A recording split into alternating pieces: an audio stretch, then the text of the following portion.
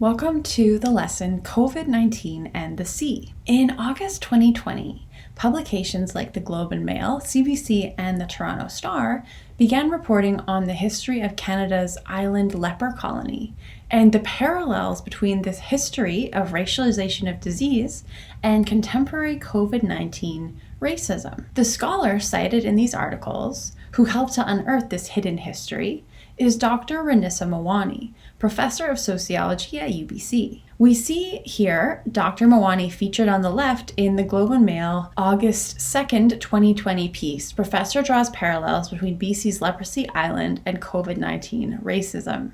Dr. Mawani has agreed to speak to our class for today's lesson, along with her collaborator and UBC postdoctoral fellow, Dr. Mickey Stelder. In this module, we will see how sociologists analyze the sea as a space where social processes of race, class, and gender intersect. When we discuss sociology of the sea, we're referring to sociological research contextualized within maritime history, where the sea refers to military and commercial seafaring activity. For sociologists, the way nation-states protect their borders through ports not only reinforces a nation's sovereignty, but also restricts the movement of people, and ultimately who is allowed in and who is not. In sociology, we are particularly interested in areas like the deep sea, where nations do not have sovereignty over as many human rights. Injustices occur in this space without prosecution and are tied to the politics of containment and contamination. For example, historically and currently, diseases and viruses still spread on board vessels due to many factors, such as lack of medical equipment and supplies for large populations on ships such as cruises. Thinking about ships sociologically, as Dr. Mickey Stelder does in our upcoming lecture, we might ask which ships are visible and which are invisible. For example, thinking about the historical and racialized injustices that occurred on vessels carrying enslaved peoples, immigrants, and refugees, Dr. Stelder asks us to think who is left to die, whose lives remain invisible, and who is responsible for these injustices. Additionally, as we will discuss in this mini lecture, Chinese immigrants who arrived at US ports in the 1800s were put under medical quarantine as they were believed to be carriers of diseases. And this, as guest lecturer Dr. Mawani will discuss, follows a long history and connection between quarantine and the sea. The current COVID-19 pandemic further continues the discussion around maritime law and how refugee ships are still being turned away at ports, now with COVID-19 being the justification. But this continues to follow the long history of xenophobia, discrimination, and the sea. Additionally, thinking about class, how do societal perceptions of immigrants and refugee ships compare to how society views cruise ships? How do media advertisements and cruise lines distort our perception of reality, which ignores the poor treatment of crew members, many of whom are people of color, or the use of flags of convenience, and now the high risk of going on cruises as a result of the pandemic? As Dr. Mawani discusses, quarantining is associated with movements of people. As we have seen throughout history, the harmful and dangerous conditions of ships led to many outbreaks of diseases on board. For instance, the arrival of European colonial ships in BC in the 1700s resulted in major epidemics that led to mass population loss of First Nations people who didn't have immunity to diseases such as smallpox, tuberculosis, scarlet fever, influenza, and measles. The loss of lives as a result of these epidemics greatly impacted First Nations cultures, including as a result of the loss of important individuals such as keepers of oral history, weavers, and leaders. Referring to our previous module on COVID and racism, and as Dr. Amanda Chong discussed, it is important to analyze how diseases are racialized. Even though these diseases were brought over by European colonials, they were not labeled as diseased individuals. On the other hand, as Dr. Chong explained, racist law, narratives, and policies have influenced how society perceived Chinese people as epidemiological threats to Canadian society. In the 1800s, early Chinese immigrants who arrived in U.S. ports at Ellis Island and Angel Island in San Francisco were subject to rigorous physical examinations by the U.S. Public Health Service, but the inspections at Angel Island were different. These rigorous health inspections were a result of the Immigration Act of 1882, which stated that individuals coming to the U.S. had to be in good physical health, as colonial society did not want to pay for any health services for immigrants. The Chinese Exclusion Act of 1882 also gave the state the power to implement discriminatory policies against Chinese people in order to prevent their immigration to the United States. The Angel Island facility was the main immigration station of the U.S. West Coast from 1910 to 1940, and also acted as a deportation facility. During this time, about 175,000 Chinese and 60,000 Japanese immigrants were held in this facility for either 2 to 6 months before being allowed into the U.S. under oppressive conditions. Aboard ships, individuals were racially separated, and those who were deemed unhealthy were moved to Angel Island for medical quarantine. This image is a photograph of immigrants who were detained at Angel Island. When the facility was going to be torn down in 1970, poetry that Chinese immigrants carved into the facility's walls was found. These poems reveal the harsh and inhumane conditions. For instance, one poem states, quote, "With 100 kinds of oppressive laws, they mistreat us Chinese. It is still not enough after being interrogated and investigated several times. We also have to have our chests examined while naked." Within this context, the U.S. Public Health Service believed that Chinese people were inherently diseased individuals and naturally prone to diseases like leprosy and hookworm. This example of institutionalized racism created a narrative where diseases like leprosy and hookworm were approached in a way that pathologized and stigmatized certain individuals in the case of this dominant white society.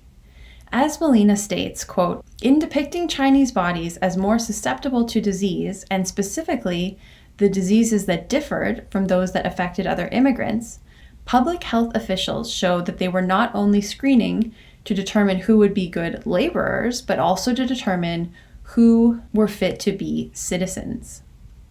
Here we can see that rather than health officials looking into the dangerous conditions of immigrant ships as the reason for individuals becoming infected by certain diseases, they assumed that Chinese people were naturally diseased. As Dr. Stelter will discuss in the upcoming guest lectures for this lesson, the treatment of Chinese immigrants at Angel Island is an example of xenophobic containment practices, as the individuals were placed under, quote, medical quarantine. As Dr. Stelter explains, the history of Angel Island reveals the politics of containment as well as contamination. Professor Stelter will ask us who is allowed into port, and within the current COVID-19 pandemic, who is rescuable. On July 28, 2020, President Trump was interviewed by Jonathan Snow. When asked the question, quote, "To what extent is a positive thinking mindset suitable for handling the COVID-19 pandemic?" President Trump responded, quote, "I think you have to have a positive outlook. Otherwise, you would have nothing without a positive outlook.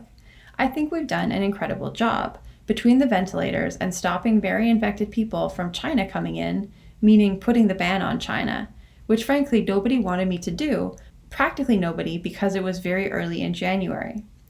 Then putting the ban on Europe, not an easy thing to do. When you put a ban on Europe, that's a big thing. We would have probably lost hundreds of thousands of lives more had I not done that," unquote. Trump's statement that the U.S. had stopped infected Chinese people from entering the U.S. further continues the false, racist, and xenophobic narrative of Chinese people as, quote, "an epidemiological threat," unquote, thus further adding to the us versus them discourse and sentiment. Likewise, Trump's praise for shutting the borders can be analyzed as it raises questions of who is allowed into ports and countries, as well as border policing, nation-state sovereignty, and militarism.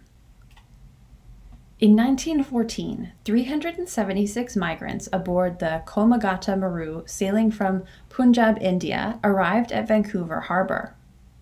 However, only 20 passengers were allowed to disembark from the ship, while the others were forced to remain on the ship for 2 months in harsh conditions and little food and water.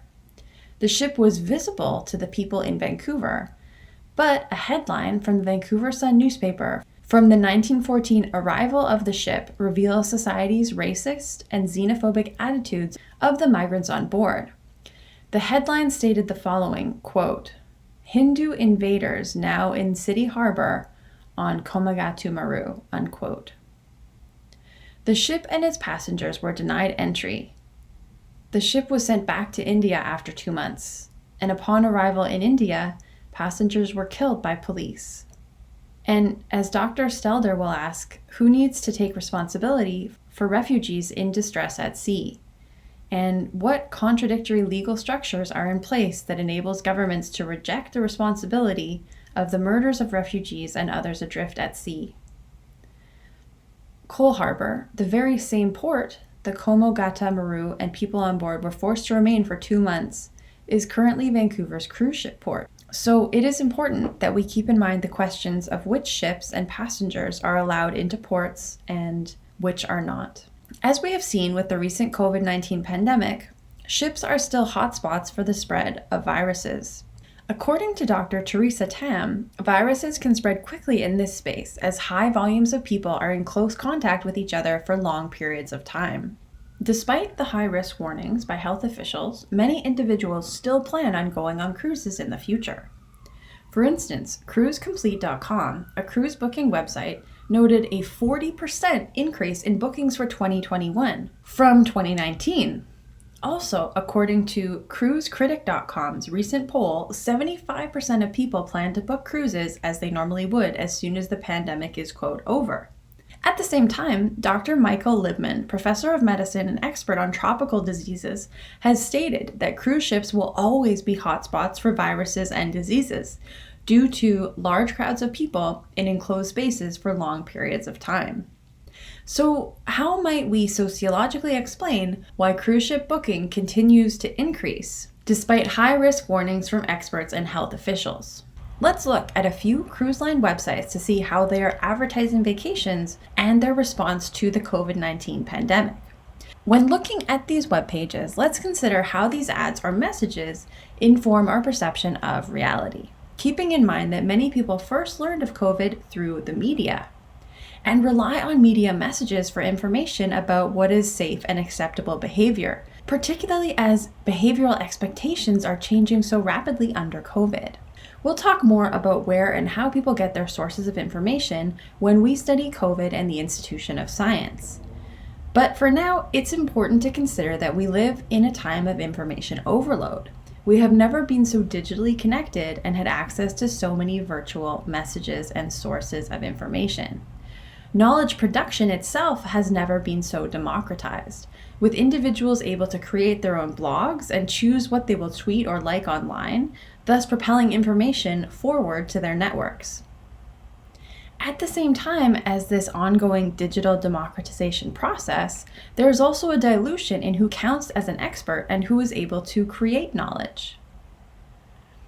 Assessing the validity of knowledge claims has never been more vital.